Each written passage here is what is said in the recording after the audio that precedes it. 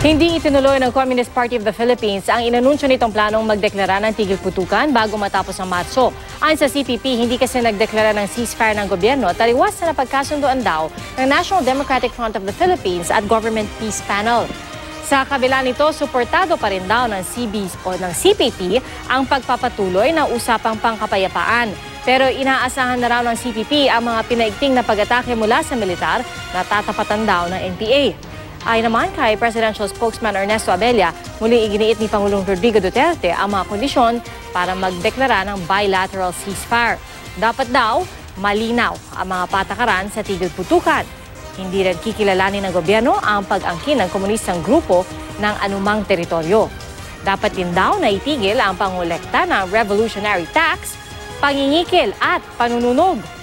Pakawalan din daw dapat ng NPA ang mga hawak na bilanggo.